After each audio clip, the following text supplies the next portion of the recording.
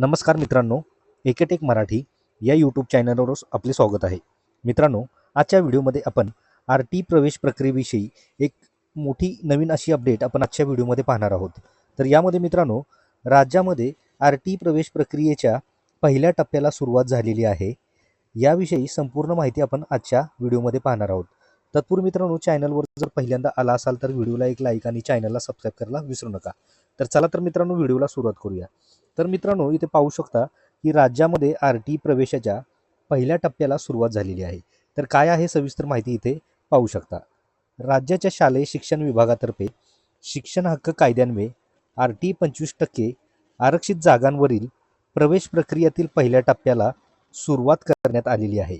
2026-27 या शैक्षणिक वर्षासाठी येत्या 9 जानेवारी ते 19 जानेवारी 2026 दरम्यान विना अनुदानित व स्वयंअर्थसहाय्यित शाळांची नोंदणी, शाळा व्हेरिफिकेशन असे निर्देश शिक्षण संचालक शरद गोसावी यांनी या ठिकाणी म्हटलेलं आहे. तर मित्रांनो, तपासणी करणे आवश्यक आहे. तर यामध्ये काय आहे सविस्तर माहिती इथे पाहू शकता. तर शाळेची मान्यता ज्या शिक्षण मंडळाची आहे तेच मंडळ नोंदणी करताना निवडले आहे का याची तपासणी करणे आवश्यक आहे.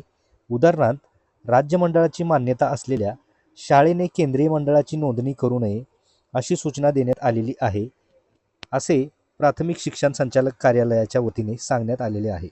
तसेच पुढे पाहू शकता की यामध्ये शिक्षणाधिकारी जबाबदार व्हेरिफिकेशन करताना बंद झालेल्या शाळा, अल्पसंख्याक दर्जाप्राप्त शाळा, अनधिकृत शाळा तसेच स्थलांतरित झालेल्या शाळा या आर टी 25% प्रवेश प्रक्रियेत प्रविष्ट होणार नाहीत याची काटकोर खबरदारी घेण्यात यावी. याबाबतीत त्रुटी आढळल्यास त्याची जबाबदारी संबंधित शिक्षणाधिकारी प्राथमिक यांच्यावर निश्चित होईल. तर मित्रांनो, राज्यामध्ये आता आर टी प्रवेशाच्या पहिल्या टप्प्याला सुरुवात झालेली आहे.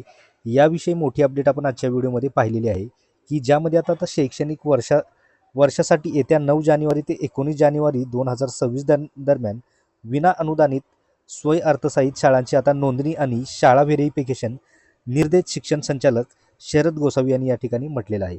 तर मित्रांनो, आर टी प्रवेश प्रक्रिया 2026 विषयी एक नवीन अपडेट आपण आजच्या व्हिडिओमध्ये पाहिलेला आहे. तर मित्रांनो, ही माहिती आपल्याला कशी वाटली, आवडल्यास नक्की व्हिडिओला एक लाईक आणि चॅनलला सबस्क्राईब करायला विसरू नका.